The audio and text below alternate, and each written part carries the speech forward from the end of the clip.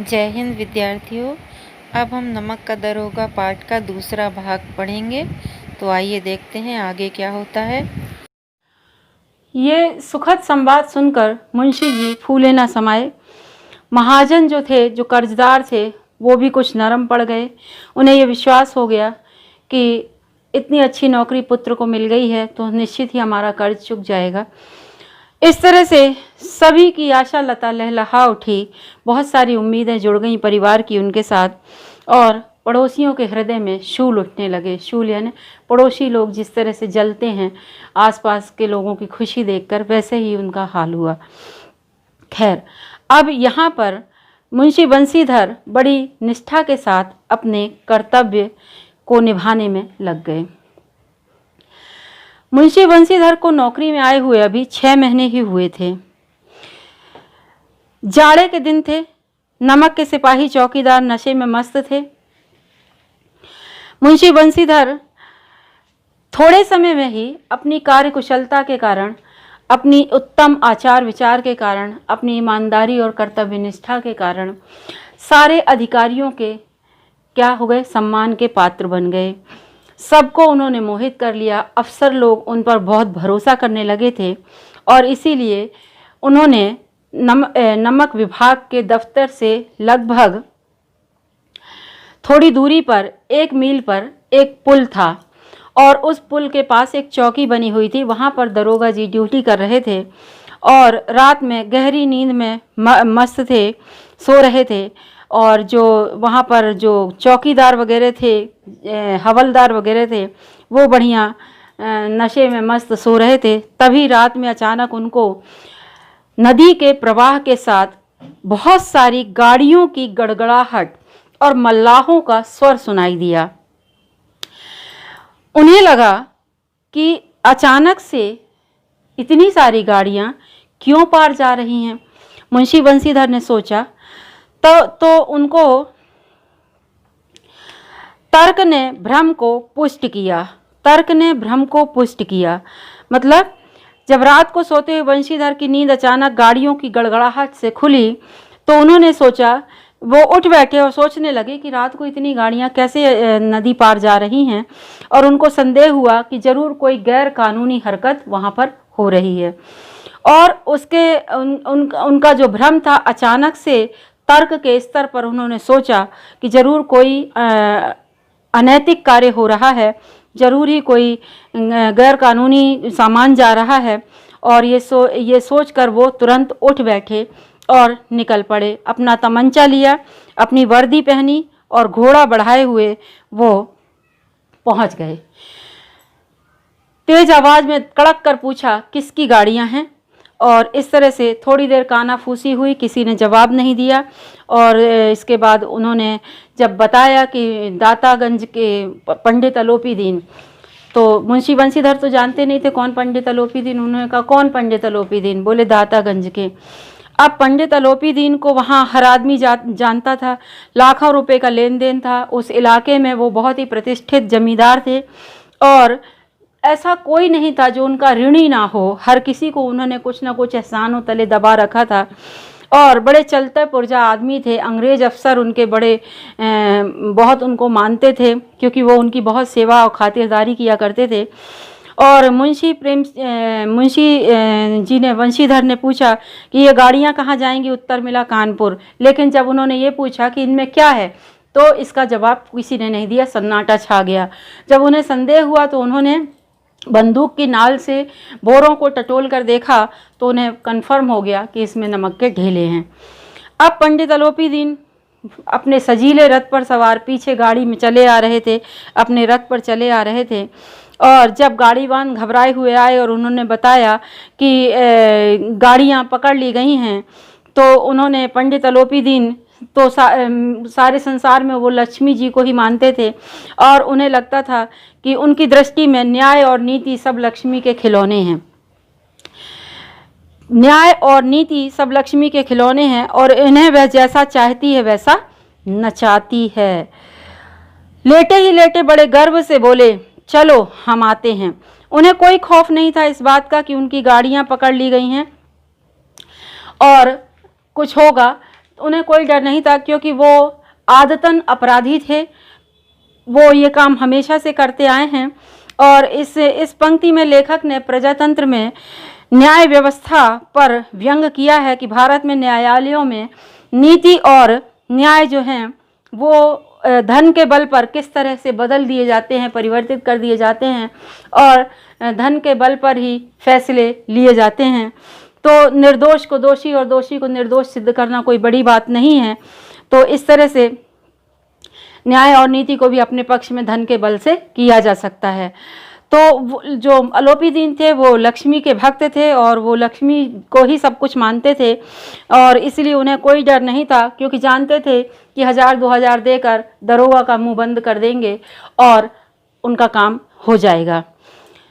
जैसे ही वहाँ पहुँचे, बड़े चतुर आदमी थे, बहुत चालाक आदमी थे, बहुत ही मतलब कहना चाहिए कि बातों में लोगों को अपने शीशे पर उतारना वो अच्छी तरह जानते थे। तो उन्होंने कहा, बाबूजी आशीर्वाद कहिए, हमसे ऐसा कौन सा अपराध हुआ है जो गाड़ियाँ रोक ली गई हैं? हम ब्राह्मणों पर आपकी कृपा दृष्टि तो बनी रहनी चाहिए। वंशीधर बड़ी रुखाई से बोले, सरकारी हुक्म है। पंडित अलोपी दीन ने हंसकर कहा, हम सरकारी हुक्म को नहीं मानते, हमारी सरकार तो आप हैं, हमारा और आपका तो घर का मामला है, हम कभी आपसे बाहर हो सकते हैं, आपने तो व्यर्थ ही कष्ट उठाया, हम तो स्वयं ही आपके पास आने वाले थे, ऐसा हो ही नहीं सकता कि हम घाट से गुजरें और घाट के देवता को भेंट ना चढ़ाएं। घाट के देवता मतलब वहाँ पर जो ड्यूटी पर तैनात जो दरोगा या हवलदार या जो भी हैं, उनको मतलब कुछ ना कुछ रिश्वत हम देते ही हैं हमेशा। तो इस समय आप हो तो आपको भी मिल जाता, आपने फालतू कष्ट किया यहाँ तक आने का। पर वंशीधर पर इस ऐश्वर्य की मोहिनी का कोई भी असर नहीं हुआ। उन्होंने कड़क कर बोला, हम उन नमक हरामों में से नहीं हैं जो कौड़ियों के भाव अपना ईमान बेच देते हैं। और उन्होंने अपने हवलदार को कड़क कर बोला कि बदलू सिंह, इन्हें हिरासत में ले लो और कायदे के अनुसार आपका भी चालान होगा जैसे सबका होता है, और मुझे अधिक बातों की फुर्सत नहीं है। बदलू सिंह, तुम इन्हें हिरासत में ले लो। और जैसे ही उन्होंने ऐसा सुना, पंडित अलोपी दीन स्तंभित रह गए, क्योंकि ऐसा जीवन में पहली बार उनके हुआ था कि किसी ने उनसे इस तरह से बात की हो, क्योंकि सभी उनके धन के गुलाम थे। गाड़ी वालों में हलचल मच गई और सभी आपस में एक दूसरे का मुंह देखने लगे, पर बदलू सिंह का अलोपी दीन के रौब के सामने ये साहस ही नहीं हुआ कि वो आगे बढ़कर उसको हथकड़ियाँ पहना सके। लेकिन फिर भी पंडित जी ने धर्म को धन का ऐसा निरादर करते कभी नहीं देखा था। धर्म को धन का, धर्म कौन है, धर्म का प्रतीक कौन है? वंशीधर, और धन का प्रतीक है अलोपी दीन। तो धर्म को धन का ऐसा निरादर करते कभी नहीं देखा। बड़े दीन भाव से बोले, बाबू साहब ऐसा मत कीजिए, हम मिट जाएंगे, बर्बाद हो जाएंगे और हमारी बहुत बेइज्जती हो जाएगी, और अपमान करने से आपके हाथ क्या आएगा? हम किसी तरह आपसे बाहर नहीं हैं। और वंशीधर ने बड़ी कठोरता से कहा, हम ऐसी बातें बिल्कुल नहीं सुनना चाहते। अलोपी दीन ने जिस सहारे को चट्टान समझ रखा था, कौन सा सहारा? धन का सहारा, लक्ष्मी का सहारा, वो उनके पैरों तले से खिसकती नजर आई। वो सहारा उनके पैरों तले से खिसकता नजर आया, और स्वाभिमान और धन को, ऐश्वर्य को कड़ी चोट पहुंची, क्योंकि वो अपने अहंकार में थे कि कोई भी उन्हें नहीं रोक सकता है, वो जो चाहे कर सकते हैं, पैसे के बल पर वो बड़े बड़े अफसरों का मुंह बंद कर सकते हैं। किंतु अभी धन की सांख्यिक शक्ति पर उन्हें पूरा भरोसा था। सांख्यिक शक्ति मतलब सोचे कि अभी तो इसको कुछ दिया ही नहीं है मैंने, अच्छी खासी रकम दे दूंगा तो ये इसका मुंह बंद हो जाएगा। बोले कि अपने उससे बोले साथी से, लाला जी 1000 के नोट बाबू साहब को भेंट करो, अभी इस समय ये भूखे शेर हो रहे हैं। वंशीधर ने गर्म होकर कहा, 1000 नहीं, 1 लाख नहीं, 1 लाख भी नहीं, 1 लाख भी मुझे सच्चे मार्ग से नहीं हटा सकते हैं। और धर्म की इस बुद्धिहीन दृढ़ता पर और देव दुर्लभ त्याग पर अलोपी दीन का मन बहुत झंझलाया। देव दुर्लभ त्याग का मतलब है ऐसा त्याग जो देवताओं में भी दुर्लभ है। मतलब एक ऐसा व्यक्ति उनके सामने खड़ा था जिसके मन में जरा भी लालच नहीं था, जो अपने कर्तव्य के प्रति अडिग था, ईमानदारी का पुतला था। ऐसा व्यक्ति उनके सामने खड़ा था। और इसके बाद दोनों शक्तियों में संग्राम होने लगा। कौन सी दोनों शक्तियां? धर्म और धन, दोनों में संग्राम होने लगा। धन ने उछल उछल कर वार करना शुरू किया, यानी कि अलोपीदीन ने बोली लगानी शुरू की। ठीक है, 1000 से 5000, 5000 से 10,000, 15,000, 20,000, नौमत 20,000 तक पहुंच गई। पर धर्म अलौकिक वीरता के साथ बहुसंख्यक सेना के सामने अकेला पर्वत की भांति अटल और अविचल खड़ा रहा। बहुसंख्यक सेना मतलब 20,000 रुपए के सामने भी वो अविचल और अटल खड़ा रहा। कौन? धर्म। धर्म यानी वंशीधर। ठीक है, जरा भी नहीं डिगे, जरा भी लालच उनके मन में नहीं आया। अलोपीदीन निराश हो गए, बोले अब इससे ज्यादा देने का मेरा साहस नहीं है, आगे आपको जो करना है करिए।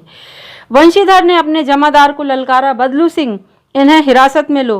बदलू सिंह बेचारा क्या करता, उनको गालियां देता हुआ अलोपीदीन की ओर बढ़ा, मन ही मन गालियां देता हुआ, क्योंकि उसे लग रहा था कि न ये खुद खा रहा है, न मुझे हमें खाने दे रहा है।